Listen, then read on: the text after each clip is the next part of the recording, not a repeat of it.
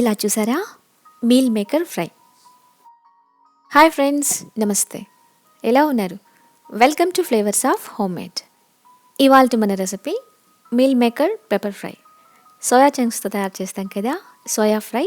కాస్త మిరియాల పొడి యాడ్ చేసుకుని స్పైసీగా ఎంతో టేస్టీగా ఇవాళ మనం meal maker pepper fry, soya chunks pepper fry తయారు చేసుకుందాం. ఈ రెసిపీ స్నాక్ ఐటెంగా పనికొస్తుంది. అదేవిధంగా రైస్, చపాతీ, రోటీలోకి సైడ్ డిష్గా చాలా చాలా చాలా బాగుంటుంది. ఒక్క పీస్ తినడం మొదలు పెట్టామనుకోండి, ఇంకా ఇంకా తింటూనే ఉంటాం. ఇంకెందుకు ఆలస్యం, ఎంతో రుచిగా ఉండే meal maker fry, soya chunks fry తయారు చేసుకుందాం.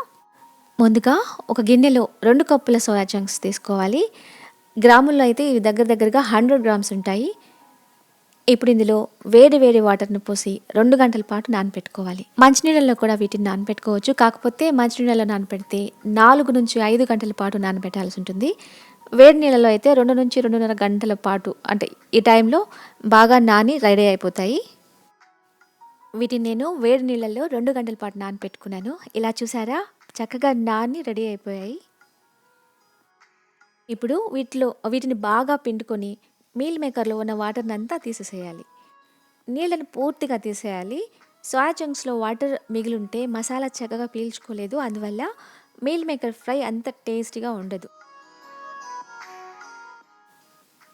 ఇలా చూసారా, కొంచెం కూడా వాటర్ లేకుండా పూర్తిగా పిండుకున్నాం కదా. ఈ రెసిపీకి ఇది చాలా ముఖ్యమైన స్టెప్.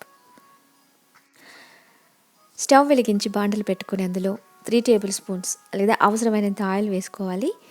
ఆయిల్ వేడెక్కిన తర్వాత అందులో 1/2 టీ స్పూన్ సోంపు వేసుకోవాలి. 2 నుంచి 3 ఎండుమిరప తీసుకుని ఇలా ముక్కలుగా తుంచి వేసుకోవాలి. 5 నుంచి 6 పొట్టుతో ఉన్న వెల్లుల్లి రెబ్బలు ఇలా కచ్చా పచ్చగా దంచుకొని వేసుకోవాలి. ఆ తర్వాత కరివేపాకు కూడా వేసుకోవాలి. తాలింపు చక్కగా వేగి మంచి అరోమా వస్తుంది. ఇప్పుడు ఇందులో సన్నగా చిన్న చిన్న ముక్కలుగా తరిగి పెట్టుకున్న ఉల్లిపాయలు వేసుకోవాలి. 2 ఉల్లిపాయలు తీసుకుని ఇలా చిన్నగా కట్ చేసి వేసుకున్నాను. ఇప్పుడు వీటిని బాగా వేపుకోవాలి. అంటే మంచి కలర్, గోల్డెన్ బ్రౌన్ కలర్ వచ్చే వరకు వేపుకోవాలి. ఇలా చూసారా, చక్కటి గోల్డెన్ బ్రౌన్ కలర్ వచ్చింది కదా. ఇప్పుడు ఇందులో అల్లం వెల్లుల్లి పేస్ట్ వేసుకోవాలి. 3/4 టీ స్పూన్ నుంచి 1 టీ స్పూన్ వేసుకుంటే సరిపోతుంది, అంతకంటే ఎక్కువ అవసరం లేదు.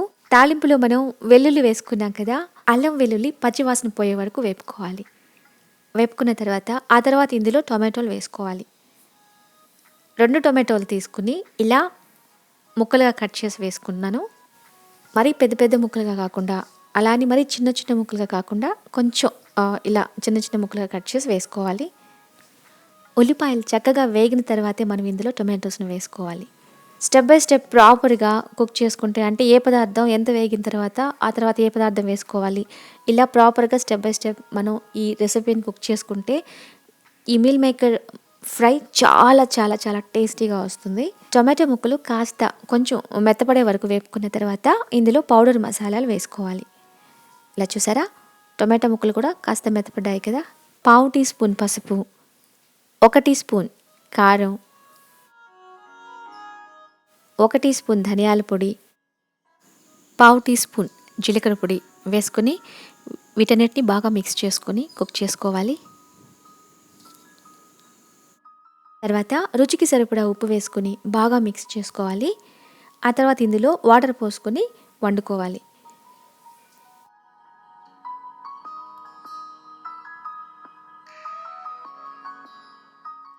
ఎక్కువ మోతాదులో వాటర్ని యాడ్ చేసుకోకూడదు, జస్ట్ అవసరానికి తగ్గట్టు వాటర్ని యాడ్ చేసుకోవాలి. అంటే ఒక దగ్గరగా అరకప్పు వరకు వాటర్ని యాడ్ చేసుకుంటే సరిపోతుంది. వాటర్ యాడ్ చేసుకున్న తర్వాత ఇది కాసేపు కుక్ చేసుకోవాలి.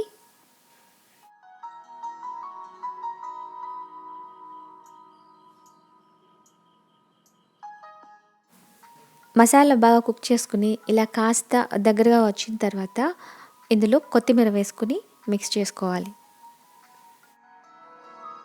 ఆ తర్వాత కొబ్బరి పాలు యాడ్ చేసుకోవాలి.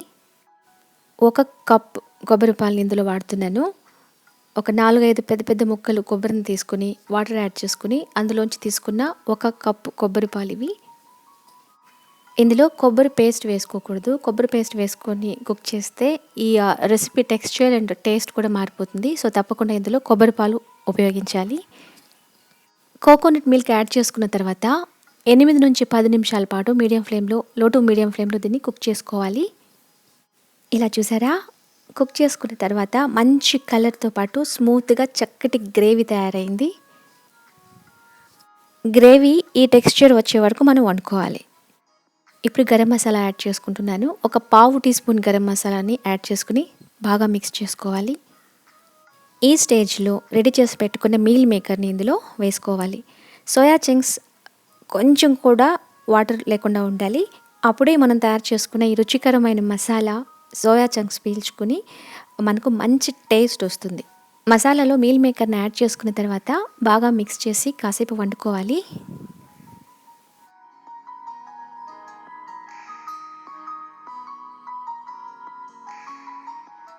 ఇలా చూసారా? కాసేపు వండుకున్న తర్వాత మీల్ మేకర్ మసాలా అంతా పీల్చుకుని లైట్‌గా మీల్ మేకర్‌కి మసాలా కోటింగ్ వచ్చింది కదా! ఈ స్టేజ్‌లో మనం సోయా చంక్స్ ఉడకడానికి వాటర్‌ని యాడ్ చేసుకోవాలి. ఈ స్టేజ్‌లో సోయా చంక్స్ ఉడకడానికి మనం వాటర్‌ని యాడ్ చేసుకోవాలి. ఎక్కువ మోతాదులో వాటర్ యాడ్ చేసుకోవాల్సిన అవసరం లేదు. ఇక్కడ దగ్గరగా నేను అరకప్పు వాటర్‌ని యాడ్ చేసుకున్నాను. ఇలా కాసేపు కుక్ చేసుకున్న తర్వాత ఇలా చూసారా? ఎంత చక్కగా గ్రేవీ వచ్చిందో. ఈ స్టేజ్‌లో కూడా కుకింగ్ స్టాప్ చేసి మనం ఈ రెసిపీని వాడుకోవచ్చు. ఈ స్టేజ్‌లో మనం అన్నం, చపాతీ, రోటీలోకి ఈ రెసిపీని వాడుకోవచ్చు. టేస్టీగా ఉంటుంది. కానీ మనం ఇక్కడ మీల్ మేకర్ పెప్పర్ ఫ్రై చేస్తున్నాం కాబట్టి ఇంకాసేపు వేపుకొని ఆ తర్వాత మిరియాల పొడి యాడ్ చేసుకోవాలి. ఇక్కడ నేను 1 టీ స్పూన్ నిండుగా మిరియాల పొడి వేసుకుంటున్నాను. రెసిపీ కాస్త స్పైసీగా ఉండాలి అనుకుంటే ఇంకాస్త యాడ్ చేసుకోవచ్చు. లేదా తక్కువ స్పైసీ కావాలనుకుంటే కాస్త తగ్గించి వేసుకోవచ్చు. నాకైతే 1 టీ స్పూన్ పర్ఫెక్ట్‌గా సరిపోయింది. ఇక్కడ కొంచెం కొత్తిమీర కూడా యాడ్ చేసుకుని బాగా మిక్స్ చేసుకోవాలి. మిరియాల పొడి యాడ్ చేసిన తర్వాత జస్ట్ తక్కువ మంట మీద 1 నిమిషం నుంచి 2 నిమిషాల పాటు కుక్ చేసుకుంటే సరిపోతుంది. ఇప్పుడు ఒక ప్లేట్‌లో సర్వ్ చేసుకుందాం. ఇలా one by one, step by step ఏ పదార్థం ఎప్పుడు వేయాలి ఇలా కరెక్ట్‌గా కుక్ చేసుకుంటూ వస్తే ఈ మీల్ మేకర్ పెప్పర్ ఫ్రై చాలా మంచి టేస్ట్‌గా మనకొస్తుంది. అంతే అండి. ఎంతో టేస్టీగా ఉండే మన meal maker pepper fry, soya chunks pepper fry ready అయిపోయింది. మీరు కూడా ఇదే పద్ధతిలో ఒకసారి ట్రై చేసి చూసి ఎలా వచ్చిందో నాతో ఫీడ్‌బ్యాక్ పంచుకోండి. ఇంకొక ఈజీ అండ్ టేస్టీ రెసిపీతో మీ ముందుంటాను. అంతవరకు ఉంటాను మరి.